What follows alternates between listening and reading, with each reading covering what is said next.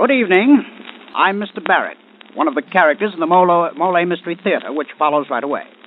I just want to remind you that although next winter seems very far away, right now is the time to do something about next winter's heating problem. The government says that fuel of all types is going to be scarce, so if you want to keep warm, you should go to your dealer now and get whatever kind and quantity of fuel he can let you have. Also, you should check up on all your heating equipment and make sure that you're not wasting fuel. And lastly, protect your home against loss of heat by installing insulation and weather stripping. Those are the ways in which you can protect your home against next winter's cold. And now, the Molle Mystery Theater, presented by Molle. Molle, the brushless shaving cream that guards your tender skin with its special protective film.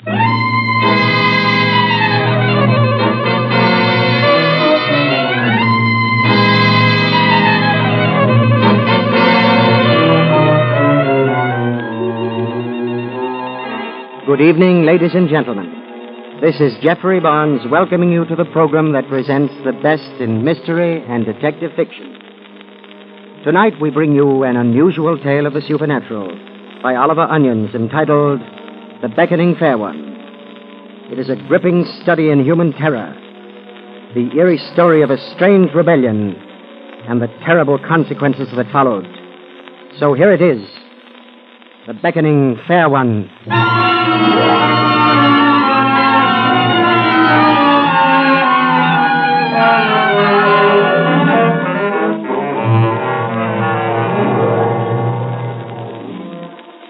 My name is Paul Oleron. I'll tell it from the beginning, just the way it happened. I don't ask you to believe it. Just listen. I was working on my new novel, Romilly, when I decided to move. I looked over a couple of places and finally discovered one I liked. Of course, it's not a new house, Mr. Oleron, but we'll do the place over for you any color you like. They're certainly quaint-looking rooms, aren't they? Plenty of atmosphere here. You writers will have your atmosphere. Are you sure you won't reconsider about taking the whole house, I mean? You never know who might rent the other floors, you know. Well, if you don't mind my saying so, Mr. Barrett, you're not likely to have many people interested in living in this old relic. Oh, it's not as bad as all that. But I rather like the idea of being the only tenant in this venerable mansion. Just as you like, Mr. Oleron. Leave it to me, Mr. Barrett. I'll make my corner of it cozy enough.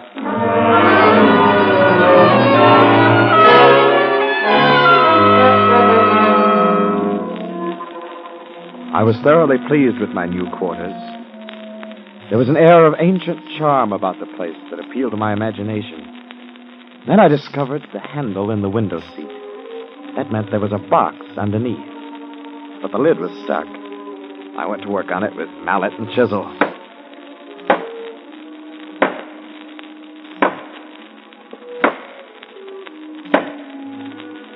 Paneling rang and vibrated. The whole house seemed to echo. Finally, I loosened the lid and pried it out. I drew out something soft and yielding, covered with dust. It was some kind of a large bag, triangular in shape. It had wide flaps and buckles. I couldn't imagine what it had been used for. Soon lost interest in it, depositing it in a corner of the room. Then I set about removing a large nail from the bottom of the lid. I spent the rest of the afternoon putting my manuscripts into the box. In the evening, Elsie Bengo paid me a visit. Elsie worked on a newspaper, and she was always enthusiastic over my work, especially the new novel, Romilly. Well, Elsie, what do you think of the place? Oh, I don't know, Paul. I like the last place, in spite of the black ceiling and no water tap. How's Romilly coming? Not very well. Are you stuck? Yep. Can't seem to get on with it. Paul, would you like to read me some of it? You don't understand, Elsie. I haven't done any more on it. Not a line. Paul, you're joking. Perfectly serious. I'm even considering scrapping the whole 15 chapters and starting over. Making Romilly a different type of woman. You mean you're really going to scrap those 15 chapters? You seem more concerned about it than I am. Well, maybe I am. You've got what you've been working for almost within your reach. A novel that'll make you famous. You do have a lot of confidence in Romilly, don't you? And now you just want to scrap the whole thing. Paul, it's unforgivable. Oh, what's the difference, Elsie? The important thing is I'm happier here than I've been for a long time. I'm sorry. I didn't mean to lecture you. It's just that... Well, I feel so close to Romney. Paul, what's this thing in the corner here? Suppose you tell me. Why, it's a harp cover. What? It's a harp cover. It's been used to wrap up a harp before putting it into its case. Oh, it must be a very old one. Oh, thanks for solving my mystery. Paul? Hmm? Paul, who lives in the rest of this house? Nobody. I'm the only tenant. Paul, Yes? may I tell you frankly what I feel about this place? By all means. You'll never work here. Why on earth not? I don't know why. But you'll never finish Romley here.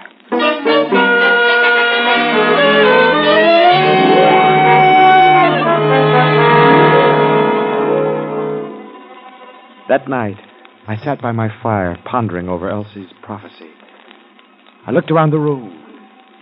It filled me with a sense of calm I'd never known before. The more I thought about Elsie Bengow, the more I became convinced I would have to destroy those 15 chapters. Unwittingly, I'd put too much of Elsie into my character of Romilly. And those qualities I disliked in Elsie Bengow, I found objectionable in Romilly. Then I became aware of the dripping water tap in the kitchen.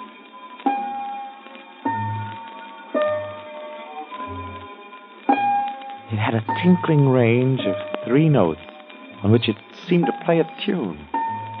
In my mind's eye, I could see the gathering of each drop, its little tremble on the lip of the tap, and the tiny musical sound of its fall. I found myself waiting to hear each drop over and over again.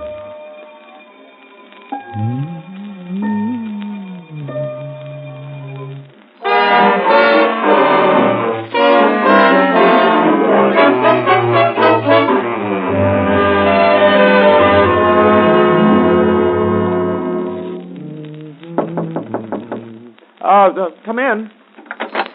Good morning, Mr. Oleron. Have a good night's sleep. Oh, the best, Miss Grayson, the best. You sure I'm not putting you out any, asking you to come over every morning and get my breakfast? I don't mind it a bit. What's a caretaker's wife for if not to take care of things?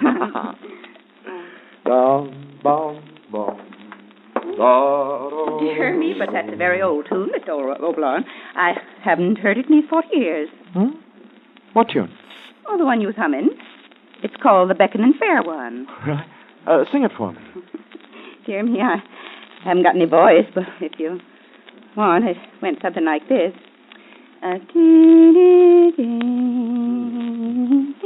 Very, very pretty. They do say it was sung to a harp. The tune must be at least 100 years old. And I was humming it? Indeed you were. It's odd. I thought I heard that tune last night, dripping from the kitchen faucet. Silly idea. A faucet singing.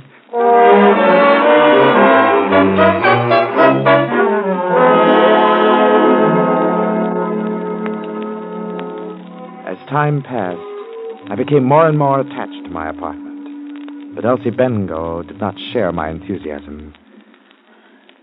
It just doesn't belong to today at all, Paul. You know, this is a dead house. Everything in it reeks of decay. That's all in the point of view, isn't it, Elsie? Is Romilly coming any better? I think she is. I'm laying the foundations of her new character. I'll begin the actual writing soon. You mean you discarded the old Romilly? Yes. Paul, where's the manuscript? In the window box. What do you want it for? I want to read you some of it. Bring you back to your senses. Maybe you'll hear someone else breathe. Oh! What's the matter, Elsie? Nothing. I just cut my finger. You ought to take that nail out of the lid, Paul. But I thought I did. Oh, here, let me bandage it. Please don't worry about it, Paul. It's running a scratch.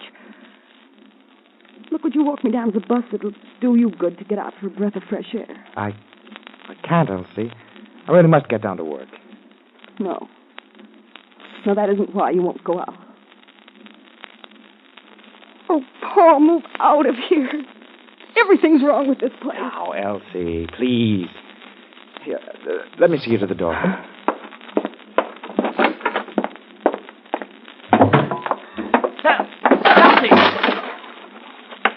This step.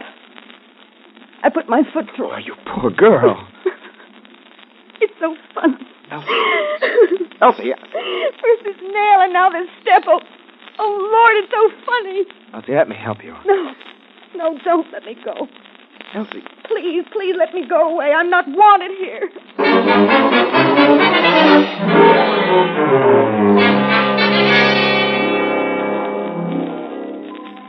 Alone that night before my fireplace, I found myself considering Elsie's 2 accidents. I thought I'd removed that nail from the lid of the window box. But then I couldn't be too certain I hadn't left a bit of it still in the wood. And the staircase was an old one. Though it seemed strong enough to me, the step might have collapsed under anybody. Poor Elsie simply happened to be the victim.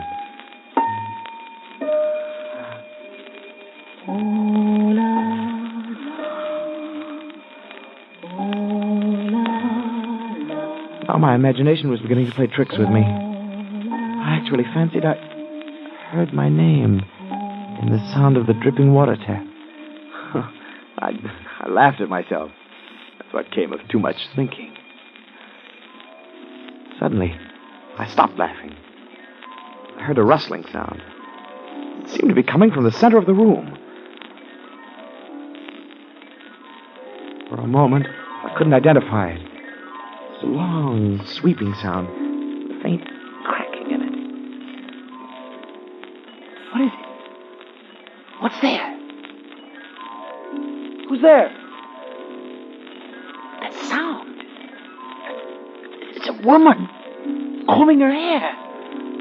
I've got to get out of here.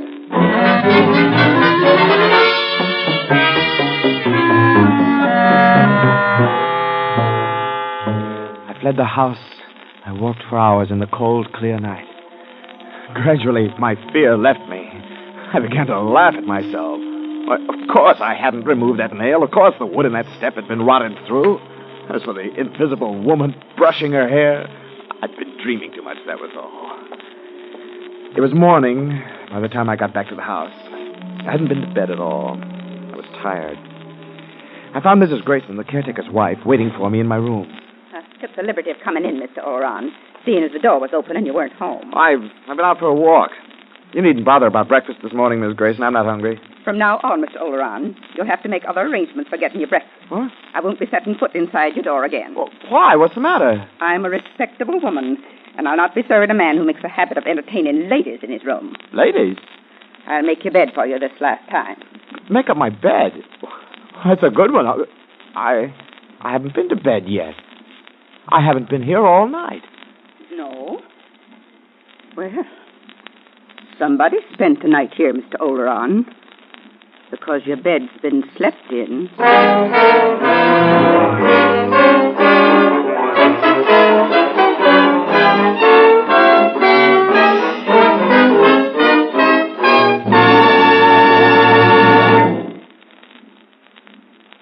Well, Mystery fans, do you think Paul Oleron's house is really haunted?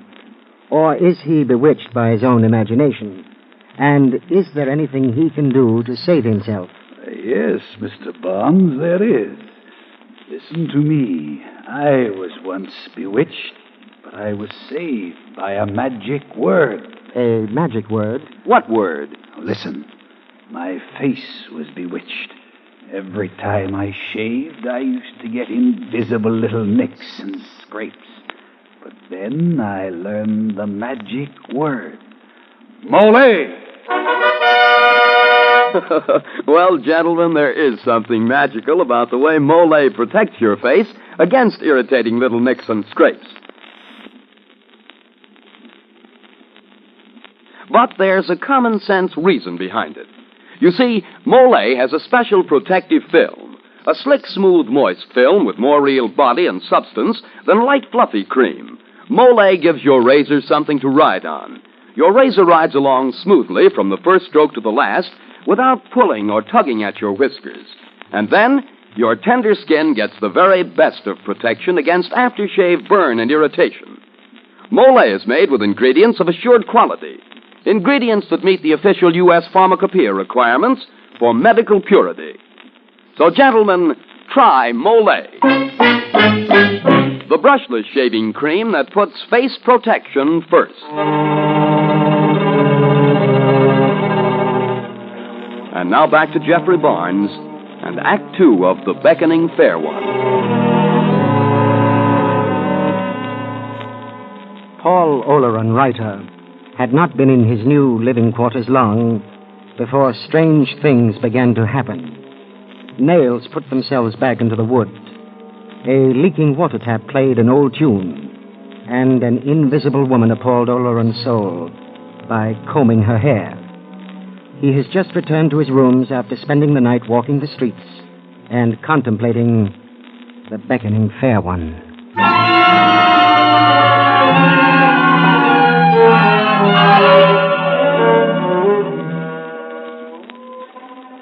I looked at the rumpled bed. The sheets bore a distinct impression, as if somebody had lain on them. I knew that I hadn't been near the bed since Mrs. Grayson had made it the day before. I was face to face with it now. Something inhabited my room. But what? I was seized with a desire to know the thing, find out what it was. I lay down on the bed and tried to figure it out. It was becoming clear to me now that the key lay in my half-written novel, Romilly. Or rather, in both Romillys, the old one and the proposed new one. Looking back over it, I realized there was almost passionate hatred in the way the new Romilly had supplanted the old. Somehow, all this was related to Elsie Bengough. One thing was certain. Elsie must not come inside this house again. That afternoon, I saw her coming up the walk. I hurried to meet her outside.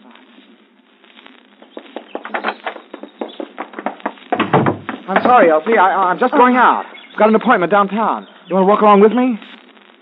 Paul, you haven't any appointments. You just don't want me in the house. Well, I only wanted to tell you that everything's over between us. Well, Elsie. Let me finish, Paul. Something strange is happening to you. Please, Elsie. But if you ever need me, Paul, somehow I'll know it. And then I'll come.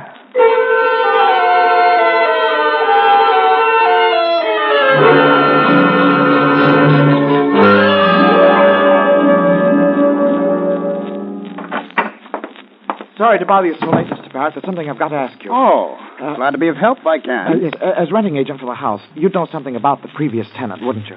Yes. The last tenant in your rooms was an artist by the name of Madley. He seldom went out of the place. As a matter of fact, Madley died there under rather peculiar circumstances. Yes? It was discovered at the post-mortem that there wasn't a particle of food in his stomach. Starved to death? No, he starved to death, all right. Only it wasn't because he didn't have any money. You see, they found a bank book in his room proving he had $10,000 in a New York bank. Suicide, then? By starvation? It's rather an uncommon form of suicide, isn't it? Then why? Why? I don't know, Mr. Oran. Nobody ever found out.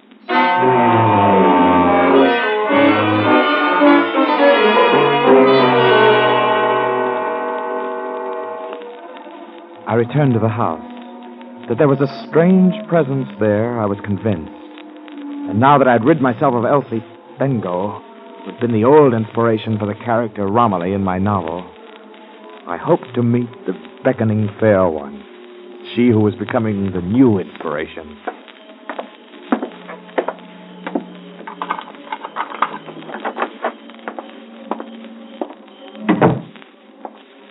Once inside, I had to be calm, convinced her that I didn't care whether she appeared or not.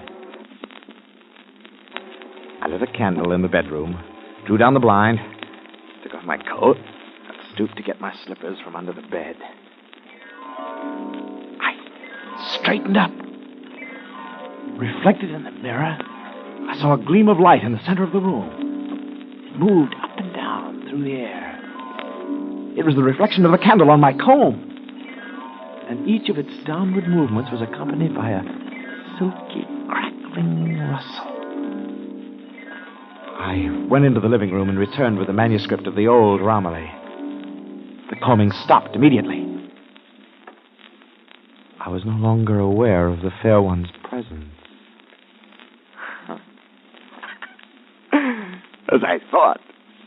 She's just jealous. Jealous.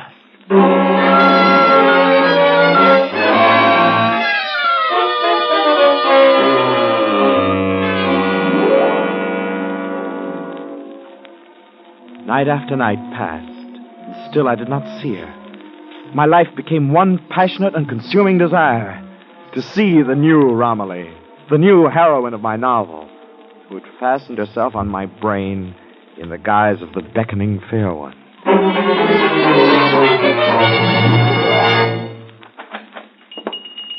Yes, sir? What can I do for you? I want a bouquet of roses. Yes, sir. Got some beauties today. Beauties for a beautiful lady, huh? Here's a nice bouquet. That one will do. Nothing like roses to win the heart of the fair one, eh? What'd you say? I was just making conversation. You said something about the fair one. Just a manner of speaking, sir. I didn't mean any offense. Oh, of course not. I'm sorry. I'll take those flowers now, and I want you to deliver a bouquet of these to my house every morning for the next 2 weeks.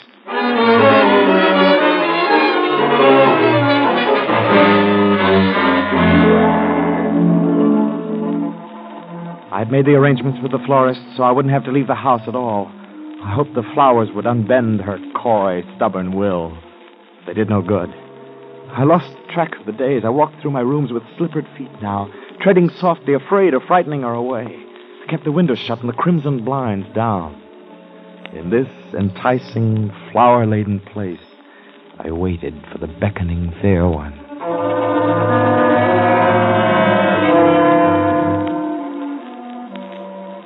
I searched my mind for some reason why she held herself back from me.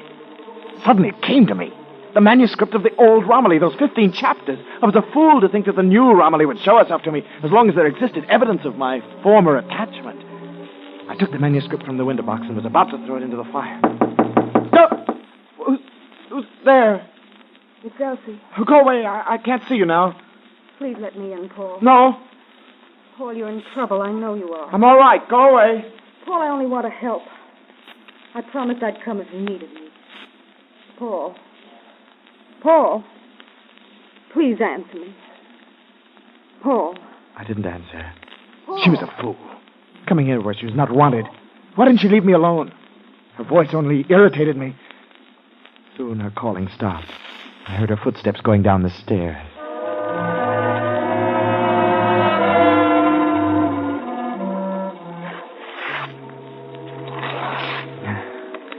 Destroyed the manuscript of my old novel, Romilly, page by page. Then I lay down to wait again. How long, how many days? I don't know. I was beyond the world of calendars and clocks. Gradually the strength drained from my body. I gazed vacantly at the star-patterned ceiling. Sometimes I had a fleeting recollection of a novel to be written. It was like something far off. Sometimes I thought about Madley, the previous tenant who had lived here before me, and I wondered whether she had played her coy game with him. Paul. Paul. Elsie, how did you get in here? Paul, listen to me. If you're not well, darling, let me take care of you. I said I'd come when you needed me, Paul.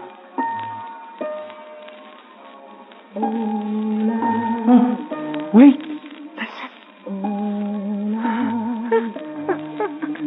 She called my name. She's here at last. Paul, what is it? I don't hear anything.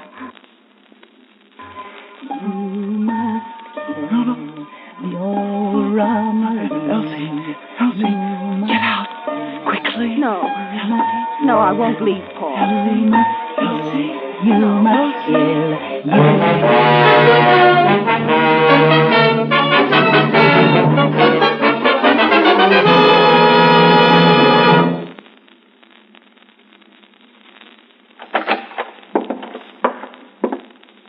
Now, up here on the second floor, you've got 4 big rooms.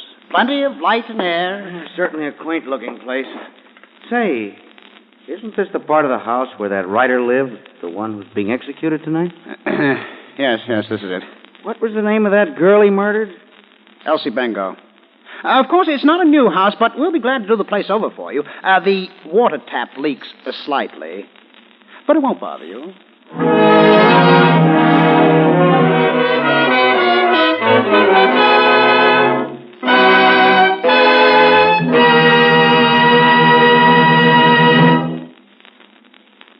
And so we have heard how the strange voice of an unseen woman drove Paul Oleron to commit a murder. Yes, Mr. Barnes, the voice gave him evil advice. But now, listen to a voice that gives helpful advice. Molle. Molle. Molle puts face protection first. Yes, gentlemen, Molle does put face protection first. It guards your face against annoying little nicks and scrapes because it's got a special protective film, a slick, smooth film with plenty of real body and substance. Molle gives your razor something to ride on. Your razor rides along smoothly from the first stroke to the last, and you get a close, clean shave without any pulling or tugging at your whiskers. You'll find that your shaves will get better, better, and better when you use M-O-L-L-E. Molle, the brushless shaving cream that puts face protection first. This is Jeffrey Barnes again, ladies and gentlemen, inviting you to be with us next week when we will bring you L.A.G. Strong's dramatic story of premeditated murder entitled Breakdown. A man is caught in the complicated web of a love triangle, which he realizes is slowly driving him insane. He attempts to solve his problem with a carefully planned murder, but it comes to a disastrous climax. So, mystery fans, be sure to listen next week to L.A.G. Strong's compelling adventure in crime, Breakdown.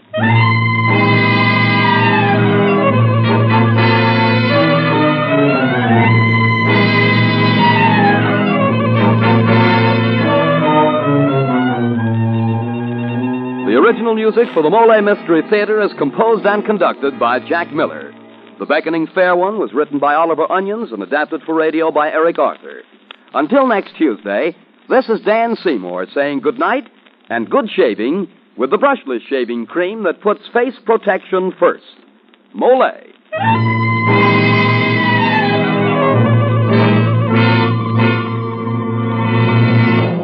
Are molehills mountains to you? Are you too tired, too weary to face daily problems? Then listen. Doctors may find that your fatigue is caused by a borderline anemia. Yes, a borderline anemia resulting from a ferronutritional deficiency of the blood. Decide now to throw off depressing fatigue with the help of ironized yeast tablets. They're formulated to overcome borderline anemia by helping to build up red blood cells. Take IY, ironized yeast tablet, to get more vigor, more drive, more energy.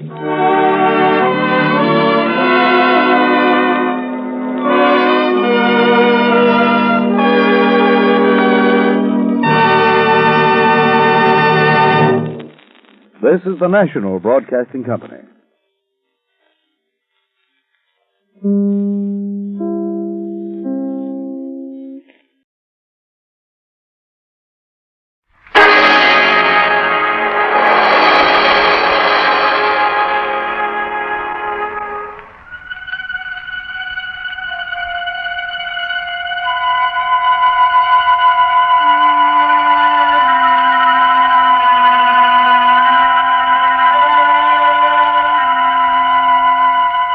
There's an old saying that goes, you can't love two women at once.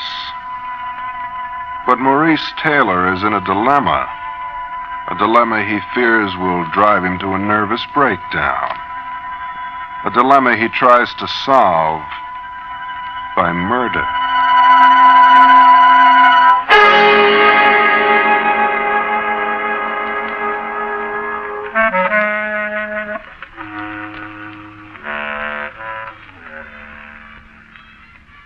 Hello, creeps.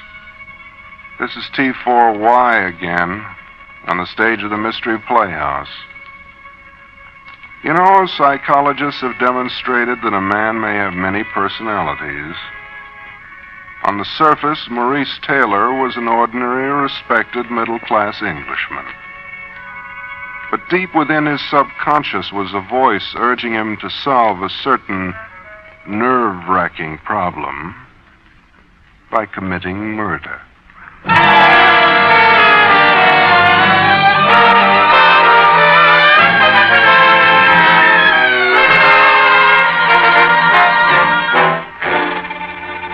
Psychologists have demonstrated that a man may have many personalities. There is a surface personality, his normal, routine, everyday self, by which his friends know him. But deep within his subconscious mind, there may dwell another personality, unknown to the world, and perhaps unknown even to the man himself. Now, on the surface, Maurice Taylor was an ordinary, apparently respectable middle-class Englishman. But deep within his subconscious, there was a voice that urged him to solve a certain nerve-wracking problem by committing murder.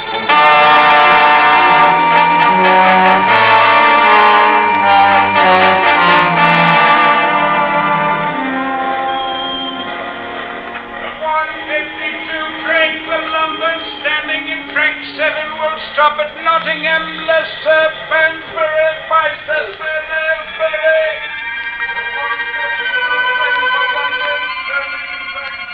The train is about to leave. I must hurry and get aboard. Steady now, Maurice, steady. Killing your mistress and making your wife an accomplice to the crime isn't child's play, you know. Yes, I must get hold of myself. Muriel's on the train, and I couldn't stand any wifely concern. Not now, not now. Sorry, madam. Look out where you're going. There are other people on this train beside you. That's a bad beginning, Maurice. And everything must work on the split-second schedule. You must see Muriel and then get back to your flat before Vera gets there. Vera. The other woman the papers would call her. Control yourself. If Muriel sees your face muscles twitching like that, she may decide to get off this train, not go to London at all. Then what would you do, Maurice? Oh, there you are, Maurice. You don't know what trouble it's been keeping a seat for you. Oh, really? Thank you, Muriel. I was beginning to think the 1:52 might be too early for you, and I'd have to go up to London alone. I told you if I was busy at the office, I'd meet you at the Chadwicks at 4:30, remember? Well, of course I remember, darling. I just thought that, well... What did you think? Tell me, what was it? Maurice! I asked you a question. What was it? Please, Maurice, let go of my arm. You're hurting me. Sorry.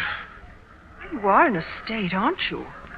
You've been getting more and more nervous every day. Oh, I suppose it's just the thought of another dull afternoon at the Chadwicks. Nothing but nerves. Oh, good Lord, I've nothing to read. I've got to get a magazine. But, Maurice, the train will be off any second. But all now. right, I can still make the waiting room and back. I'll get on farther down.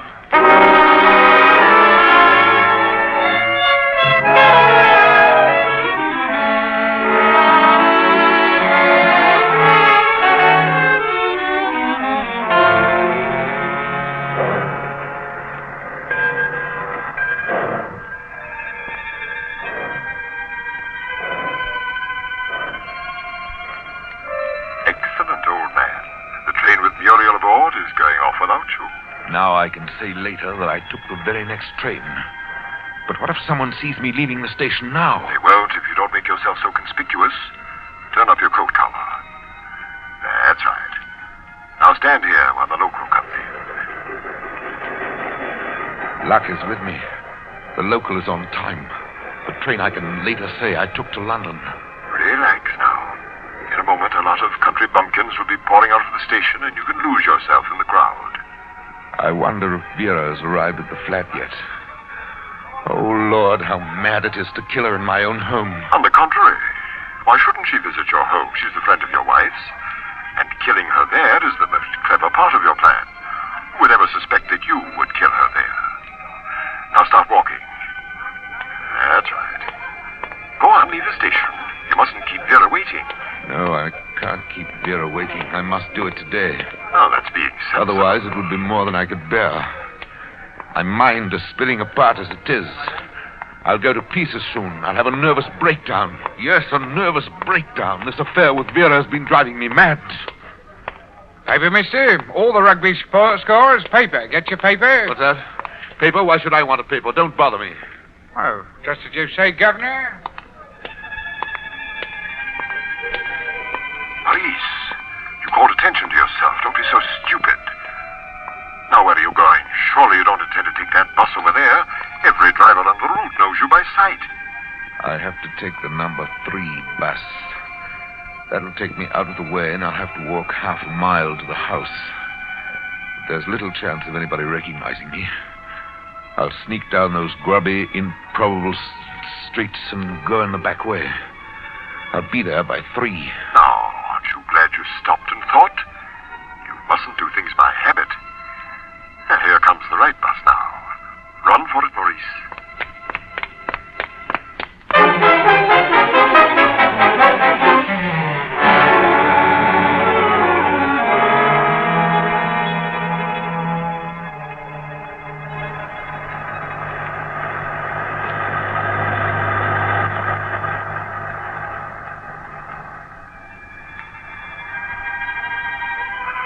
Relax, Maurice.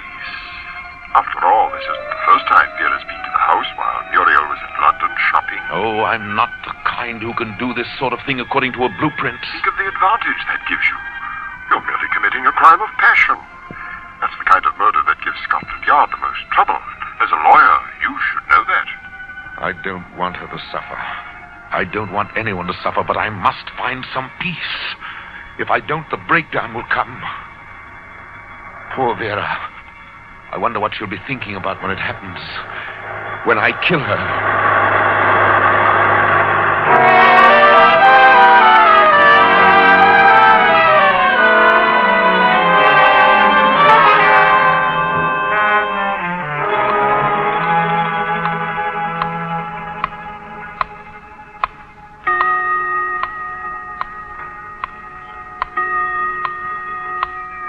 That's strange. Vera's always on time. We always used to laugh about that. So different from other women. Have you remembered everything? There's the eider down. Vera loves to lie in front of the fireplace, her eyes smiling up at the ceiling, as though she had some silly little secret from the rest of the world. And the package? The package, good Lord. Really, Maurice? It would have been very awkward if you had to go fumbling about for it when you needed it. Right here, bottom drawer of the wardrobe. Remember what you have to say if she's curious about it? Oh, here it is. Everything's straight in my mind now.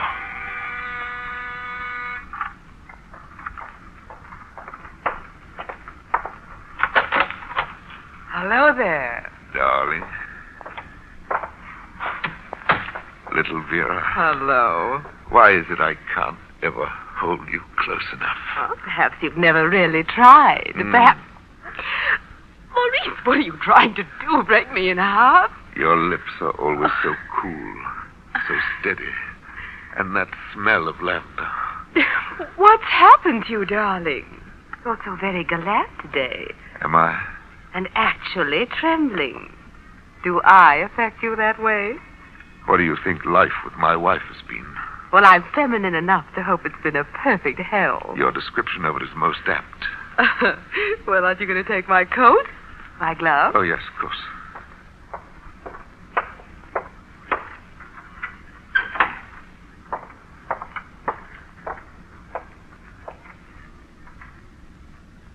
Oh, what a glorious fire.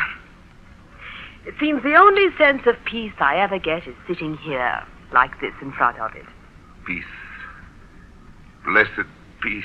Oh, come over here, darling. Sit next to me. At the moment, I'd rather just look at you. Maurice, there's something strange about you today. You're so near and yet so distant at the same time. No, my dear. Don't endow me with any mystic qualities. I'm merely a middle-class English nonentity who's dared to rebel against the dullness of domestic life.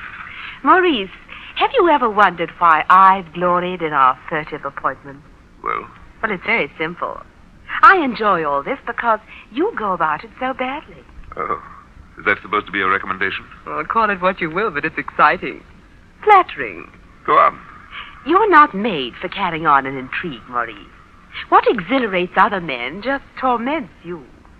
I've known every night when you couldn't look Muriel in the eyes. You've suffered wretched fits of depression and nerves. And all because of me. Maurice, are you listening to me, or are you more interested in that silly package you're holding? I'm listening. Well, then certainly you must have something to say. Shall I repeat myself? And say, I'll never again pass an old woman selling lavender without remembering that I once knew someone whose lips were always fragrant with it. Once knew someone? You're very sure I could never give you up, aren't you? Aren't you? How does it feel to have such power over someone else's life? It's damnable being with you, and it's just as bad thinking about you when you're away. No one could have put it more neatly than you did before. I don't think I like you in this mood. No, let's finish it. We've talked all about Muriel. How about Richard, your husband? Haven't there been nights when you couldn't look him in the face? Oh, Richard doesn't mean to me what Muriel does to you. I don't think of him as my companion till death do us part. To live comfortably in this world, Maurice, you've no choice but be philosophical. Meaning what? If your marriage is a failure, you simply have to make the best of a bad bargain. Especially when the bargain is profitable. Maurice, will you please stop fiddling with that package? There's something in it for you. I've looked forward all day to giving it to you. Oh, darling. No, don't get up. Don't get up. Stay where you are. But I want to see it. You know how I am about presents. Well, just turn around. Close your eyes. Well, but hurry. Oh, please don't keep me in suspense. I won't. Just a minute.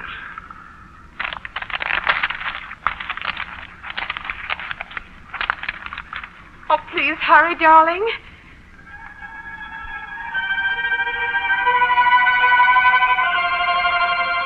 Yes, Maurice, what are you waiting for? Such a perfect opportunity. She has her back turned to you and her eyes are closed. She won't know what's happened to her, and you'll be free at last. I can hear the rustle of paper, darling. Is it flowers? No. A necklace? No.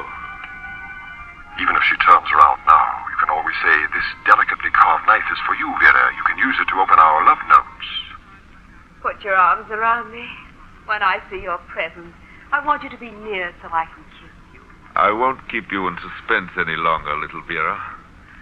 Here it is. You didn't think we could go on like this endlessly day in and day out.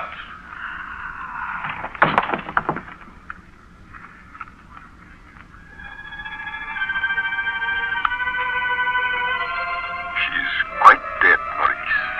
And you've no time to stand there and stare at her. Lying there, she looks so peaceful. Her face is like that of a sleepy child. Oh, Lord, how could I have done such a thing? What am I going to do now?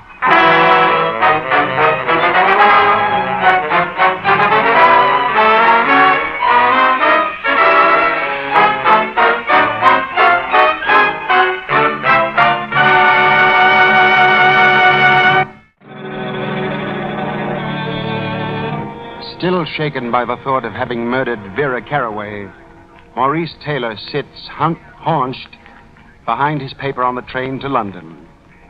He knows it is too late to arrive at the Chadwicks in time to meet his wife Muriel for tea. Well, he'll meet her for the train back home at 6:05. But in the meantime, there is all the devilishly intricate necessity of building a foolproof alibi. He now stands in the crowded London station, pondering his next move.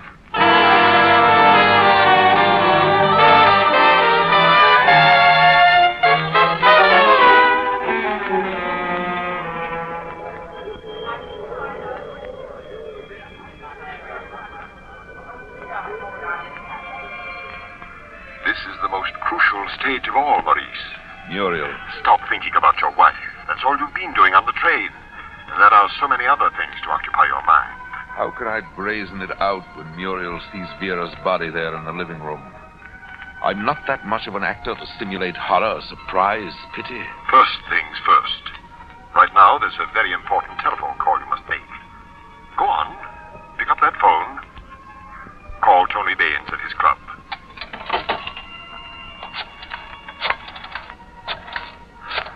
Now, if Tony Baines is following his usual schedule, all is well. Hello, is Tony Baines there? Oh, no, don't bother. How long has he been there?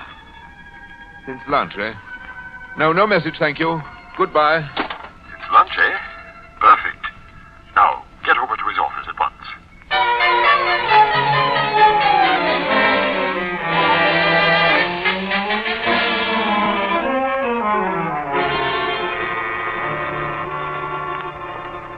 Hour after hour waiting for him.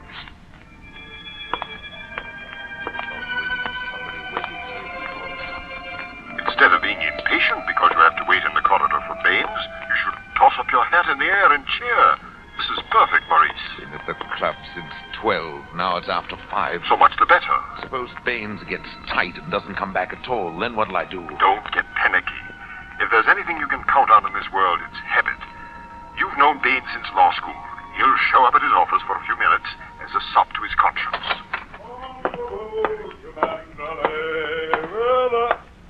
Well, look who's here. Hello, Tony. Never can tell when you suburbanites will show up. Quite right. Oh, it's wonderful to see you, old chap. But you should have let a fellow know. We could have made an afternoon of it. Surprising the things you can get done a free afternoon in London, eh? Or have you forgotten you old married stick in the mud? On the contrary, Tony, I agree with you. You can get a great many things done of an afternoon. Things no one would ever suspect or know about. You sly old fox. Well, come on in and tell me about it. Now, where are those blasted keys? In your hand, Tony. Eh? Oh, yes. There. Ah. How long have you been waiting, Maurice? Not too long, I hope. Almost 2 hours. Oh, I say, that is a shame. Not your fault. Well, must be very important. In fact, it is. Tony, you could use a little extra business, couldn't you? Extra business? Could I? Well, I think I can help you out. Maurice, if you only could, you've no idea how rough things have been. Oh, I say, you make me feel like a swine, making you wait out in the hall for hours when you come bearing gifts. It's all right. Must be quite a bit of business you have up your sleeve, Maurice. And I'm very glad to be able to do this, Tony. I've always felt you never got a real start since we got out of law school. Oh, wretched luck. You've no idea. Well, to get to the point... sit down, have a drink. No, thank you. I don't think there's enough time. As you know, Tony, my partner Morgan has been ill. In fact, he's been talking of retiring. I believe I heard someone mention it. I had no idea how hard I'd been working until, well, I began to feel a little shaky the other day. I can't afford to break down, you know. No, of course not, old man. So I was thinking, if you'd care to take it on, you could have a part of Morgan's accounts. Part of Morgan's... Why, George, I can't tell you what this means to me. I'll always think of the 2 hours you've been waiting for me as the most decisive moments in my life. So will I, Tony. So will I. Well, I have to go now. Sure about that drink? Quite sure, thank you. I must meet Muriel and catch the 6:05.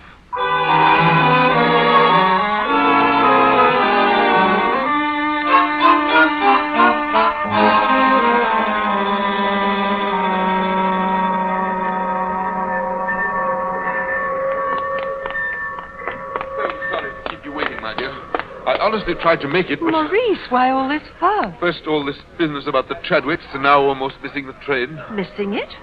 Why, it hardly took you any time at all to get a package of cigarettes, and there are still a few minutes before the train leaves. Cigarettes? Yes, silly. You've got them right there in your hand. Oh. Now, come on, darling, or we won't get a seat.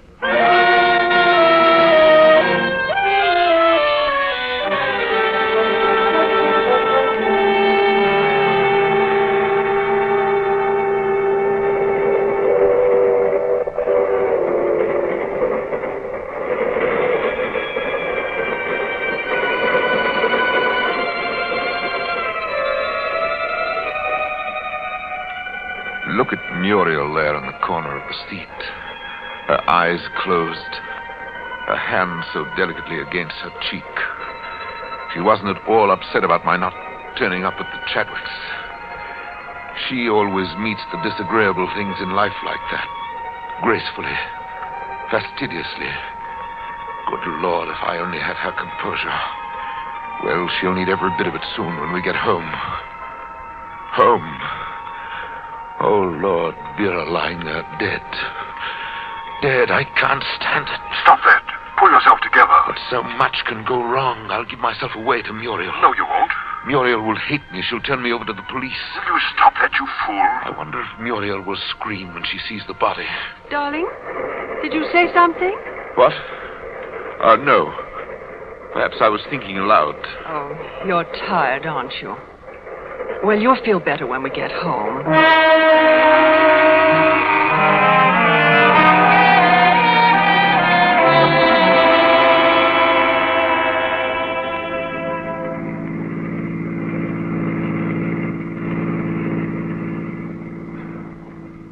We needn't have taken a taxi home. Have you loaded down with all these parcels? There's no hurry about getting home, mister. You talk as though you didn't care when you got home. That's the most stupid thing I've ever heard you say. Maurice, must you talk to me like that? Oh, I have a rotten headache. You'll feel better after dinner. For heaven's sake, stop being so wifely. I'm not a child. You know, I'd hoped the trip up to London would take your mind off business and quiet your nerves, but it doesn't seem to have helped at all. Well? Well, what? Well, surely we're not going to sit here in front of our house in a taxi all night. Oh. Maurice, we've got to talk this whole thing out tonight. All right, but let's not begin now. It'll be 2 and 6, sir. 2 and 6? Hot you up. Let me see now. How much did you say that was again? I said 2 and 6. Oh, yes, of course. I don't know if I have the change. Why, you get more than enough right there in your hand, sir. Have I? Well, here, take it. Take it all. Oh, thank you. Thank you, sir.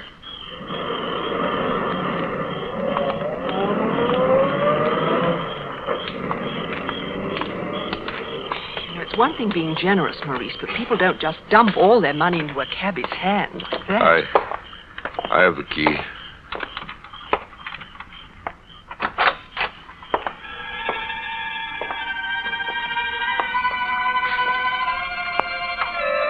Remember what I said about habit? See if you can guess what she'll say next. I wonder if the fire's still going in the living room grate. Exactly. You could have guessed it. Well, say something. Why don't you go and see? I will just as soon as I get my hat and coat off. That's smart. Let her go in the living room first. When she discovers what's happened here, she'll be so terrified she won't watch your reactions. Well, the moment is here, Maurice. The most difficult part. It's all right. Hold tight to the doorknob. You need something to lean on. I don't know if I can stand it. She's going in now. Muriel, no! You mustn't go in there. You mustn't. Darling. Oh, dearest, what is it? Look, you must let me help No you. one can help me. Maurice, I'm worried about you. You've been acting strangely all afternoon. Everyone at the Chadwicks noticed it. The Chadwicks? I wasn't there. But of course you were. Now, Maurice, I want you to come into the living room with me. Don't go in there. Well, don't be silly, dear. No, I said. Maurice, please, I'm going. No! Muriel. Muriel, I didn't mean to hit you. Muriel!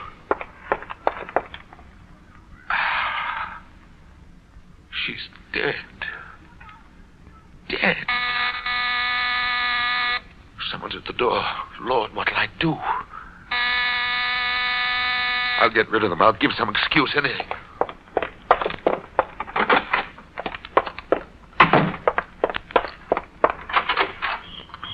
Hello, Maurice. Vienna. Why, of course, silly. Don't you remember? You... Maurice, what's the matter? Then I didn't kill you. I didn't kill you. What? The breakdown had come already. It was only in my mind. I was at the Chadwicks, as Muriel said. Maurice? As Muriel said. Where's Muriel? Oh, answer me. Where's Muriel? Muriel! Muriel! Muriel.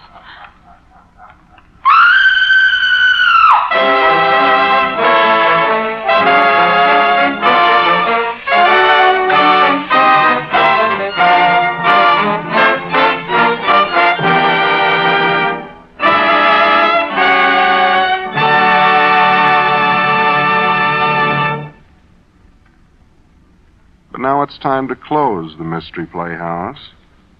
This is T4Y saying good night. Sleep tight.